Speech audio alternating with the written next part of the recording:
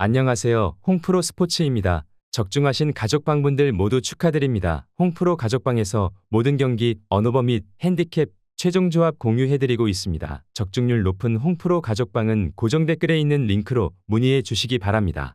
9월 20일 유럽 챔피언스 리그 6경기 분석 시작하겠습니다. 첫 번째로 츠르베나 지베지다 대 벤피카 경기 알아보겠습니다. 먼저 츠르베나 지베지다는 이번 시즌 세르비아 리그에서 선두권을 유지하며 강력한 전력을 보여주고 있다.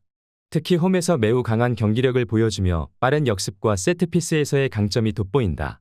츠르베나 지베지다는 공격진에서 강한 압박을 통해 상대 수비를 흔들고 수비에서도 단단한 조직력을 유지하고 있다. 유럽 대항전에서는 주로 조별리그에서 경쟁력을 발휘하지만 상위권 팀들과의 대결에서는 다소 약한 모습을 보인다. 또한 홈 경기기에 홈팬들의 열정적인 응원은 팀의 경기력에 긍정적인 영향을 미친다. 츠르베나 지베지다는 홈에서 공격적으로 나서는 경향이 강하며 상대 팀들에게 어려운 원정지로 꼽힌다. 이어서 벤피카는 이번 시즌 포르투갈 리가에서 상위권을 유지하며 공격적인 축구를 구사하고 있다. 팀의 핵심 선수인 곤살로 라모스와 주앙 마리우를 중심으로 한 공격진이 뛰어난 득점력을 자랑하고 있으며 중원에서는 플로렌티노 루이스가 경기 조율을 담당하고 있다. 벤피카는 유럽 무대에서도 공격적인 전술을 바탕으로 많은 득점을 노리는 팀이며 이번 시즌도 챔피언스 리그에서 상위 라운드 진출을 목표로 하고 있다. 포르투갈 리가뿐만 아니라 챔피언스 리그 원정 경기에서도 벤피카는 안정된 수비와 공격적인 전술로 상대를 공략한다. 원정에서도 중원의 강력한 압박과 빠른 공격 전개를 통해 경기를 주도하려는 경향이 있는 모습이다. 벤피카는 강한 압박과 빠른 전방 전개를 통해 츠르베나의 수비를 공략할 것이다. 곤살로 라모스와 주앙 마리우의 공격진이 상대 수비를 흔들며 빠른 템포로 상대의 수비를 무너뜨리려 할 것이다. 또한 세트피스 상황에서도 벤피카는 위협적인 모습을 보여줄 수 있다. 두 팀의 전력과 홈과 원정 성적을 고려했을 때 벤피카가 우세할 가능성이 크다. 츠르베나 지베지다는 홈에서 강한 저항을 펼치겠지만 벤피카의 공격력을 완전히 막아내기에는 어려움이 있을 것으로 보인다. 벤피카 승리를 추천합니다. 두 번째로 페예노르트 대 레버쿠젠 경기 알아보겠습니다. 먼저 페예노르트는 이번 시즌 에레디비시에서 상위권을 유지하고 있다. 팀의 공격진은 강력하며 특히 주니어르 아이다라와 오르쿤 퀘크지가 중심이 되어 팀의 득점력을 이끌고 있다. 페예노르트는 공격적으로 나서는 팀으로 중원에서의 강력한 압박과 빠른 역습을 통해 상대를 흔드는 전술을 선호한다. 특히 홈 경기에서 공격적으로 나서며 많은 득점을 기록하는 경향이 있다. 또한 홈 경기기에 홈팬들의 열정적인 응원이 경기력에 긍정적인 영향을 미치며 특히 공격적으로 경기를 풀어가는 팀 특성상 홈에서 더욱 강력한 모습을 보인다. 이어서 레버쿠젠은 이번 시즌 분데스리가에서도 매우 좋은 성적을 거두고 있으며 강력한 공격력을 바탕으로 많은 득점을 기록하고 있다. 특히 공격진에서는 플로리안 비르츠와 빅터 보니파스가 중요한 역할을 하며 팀의 공격을 이끌고 있다. 레버쿠젠은 공격적으로 경기를 풀어나가는 팀으로 빠른 패스와 전방 압박을 통해 상대 수비를 흔들며 많은 득점 기회를 만들어내는 것이 강점이다. 또한 원정 경기에서도 매우 안정적인 경기를 펼치는 팀이다. 분데스리가와 유럽 대항전에서 원정 경기에서도 공격적으로 나서며 상대를 압박하는 경향이 있다. 레버쿠젠은 원정에서도 공격적인 전술을 유지하며 많은 득점을 노릴 가능성이 크다. 레버쿠젠은 공격적인 전술을 바탕으로 페예노르트의 수비를 공략할 것이다.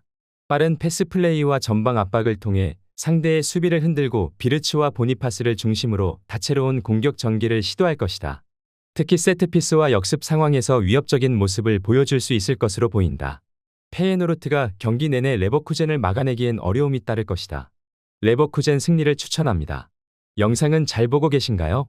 핸디, 언오버 및 최종 조합 공유받아 보실 수 있는 가족방 입장 방법 알려드리겠습니다. 첫 번째로 영상 하단의 댓글을 클릭해 주세요. 두 번째로 댓글에 링크를 클릭해 주세요. 마지막으로 채팅 참여하기 후 메시지 주시고 답장 기다려 주시면 됩니다. 나가기 하시면 가족방 입장 시켜드릴 수 없습니다. 언제든 편하게 문의 주시기 바랍니다. 세 번째로 아탈란타 대 아스날 경기 알아보겠습니다. 먼저 아탈란타는 이번 시즌 세리에 A에서 상위권을 유지하고 있다. 팀의 공격진은 강력하며 특히 루이스 무리엘과 두반 사파타 같은 선수들이 공격을 이끌고 있다. 아탈란타는 빠른 전방 압박과 공격적인 전술을 통해 상대를 공략하며 득점력이 높은 팀으로 평가받고 있다. 다만 수비에서는 가끔 불안정한 모습을 보여주기도 한다. 이어서 아스날은 이번 시즌 프리미어리그에서 강력한 모습을 보여주며 상위권을 유지하고 있다. 공격진에서는 부카요 사카와 가브리엘 제주스가 중심이 되어 팀의 득점력을 이끌고 있으며 미드필드에서는 마르틴 웨데고르가 경기 조율을 맡고 있다. 아스날은 전체적으로 균형 잡힌 팀으로 공격과 수비 모두에서 안정감을 유지하고 있다. 아탈란타와 아스날은 UEFA 대회에서 맞붙은 경험이 많지 않다. 하지만 두 팀 모두 유럽 무대에서의 경험이 풍부하며 이번 경기는 전력상 아스날이 다소 우세할 것으로 예상된다. 아탈란타는 홈에서의 이점을 활용할 수 있겠지만 아스날의 전력과 경험이 중요한 변수가 될 것으로 보인다.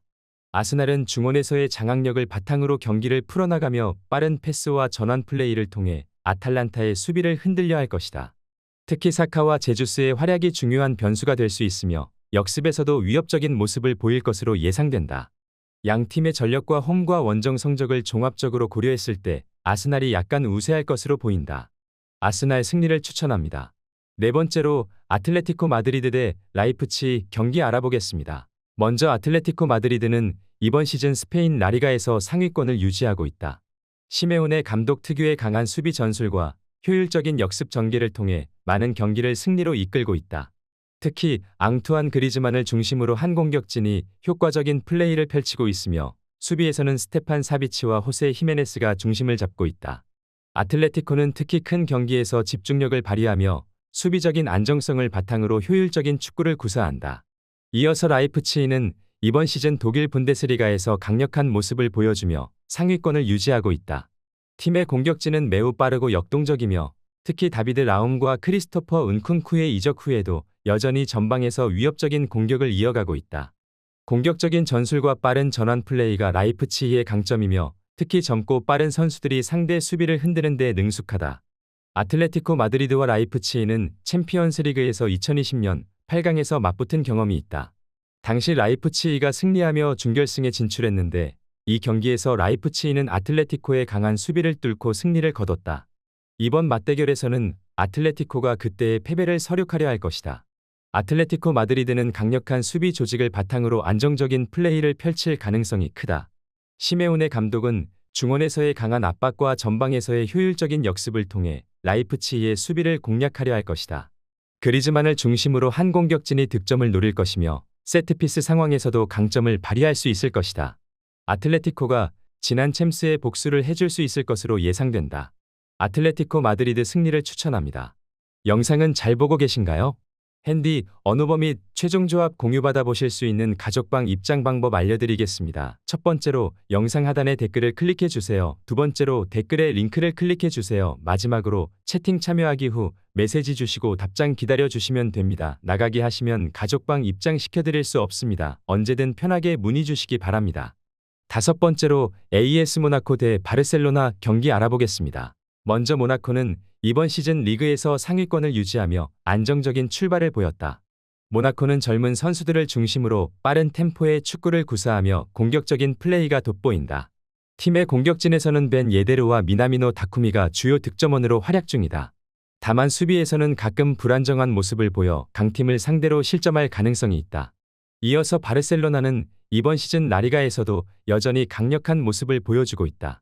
팀의 핵심 공격수인 로베르트 레반도프스키가 최전방에서 득점력을 발휘하고 있으며 페드리와 가비 같은 젊은 미드필더들이 중원을 지배하고 있다. 바르셀로나는 수비에서도 안정된 모습을 보이며 전반적으로 균형 잡힌 팀으로 평가받는다. 또한 샤비 감독의 지도 아래 전술적 유연성도 한층 강화된 모습이다. AS 모나코와 바르셀로나는 UEFA 대회에서 맞붙은 경험이 많지 않다. 두 팀 모두 유럽 무대에서 경쟁력을 가진 팀으로 이번 경기는 두 팀의 첫 번째 큰 맞대결 중 하나가 될 것이다. 전력과 경험을 고려했을 때 바르셀로나가 약간 우세할 것으로 보인다. 바르셀로나는 중원에서 경기를 장악하고 빠른 패스를 통해 모나코를 공략할 것이다. 레반도프스키를 중심으로 한 공격진이 득점을 이끌어낼 것이며 측면 돌파와 짧은 패스 플레이를 통해 모나코 수비를 흔들려 할 것이다. 또한 수비에서는 단단한 조직력을 바탕으로 모나코의 빠른 역습을 차단할 수 있을 것이다. 바르셀로나 승리를 추천합니다. 여섯 번째로 브레스투아 대 스투름 그라츠 경기 알아보겠습니다. 먼저 브레스투아는 이번 시즌 프랑스 리그에서 중위권에 머물러 있으며 시즌 초반에는 안정적인 경기력을 보이고 있다. 공격에서는 다소 기복이 있지만 수비적으로 안정된 모습을 보여주고 있다. 특히 홈 경기에서는 강한 모습을 보이며 상대 팀의 공격을 효과적으로 차단하는 능력을 갖추고 있다. 이어서 스투름그라츠는 이번 시즌 오스트리아 리그에서 상위권에 위치해 있다. 특히 빠른 공격 전개와 탄탄한 수비 조직력이 특징이며 리그 내에서 꾸준히 강한 성적을 거두고 있다. 유럽 대항전에서도 경기 운영 능력이 뛰어나며 중원에서의 압박과 빠른 역습이 주요한 공격 패턴이다. 두 팀 간의 맞대결은 이번이 처음이기 때문에 직접적인 상대 전적은 없다. 하지만 브레스트는 유럽 대항전 경험이 부족한 반면 스투름그라츠는 유럽 무대에서 꾸준한 경험을 쌓아온 팀으로 경험 면에서는 슈투름그라츠가 다소 우세할 것으로 예상해본다. 브레스트는 홈에서 수비적인 전술을 구사할 가능성이 크다. 중원에서의 점유율을 유지하며 상대의 공격을 차단하려 할 것으로 보인다. 그러나 슈투름그라츠는 원정에서 공격적인 전술을 구사할 가능성이 높다. 중원에서 강한 압박을 통해 브레스트의 공격 전개를 차단하고 빠른 역습을 통해 득점을 노릴 것이다. 특히 세트피스 상황에서 위협적인 모습을 보여줄 수 있으며 조직적인 움직임으로 브레스트의 수비를 넘어설 수 있을 것이다. 스투름그라츠 승리를 추천합니다.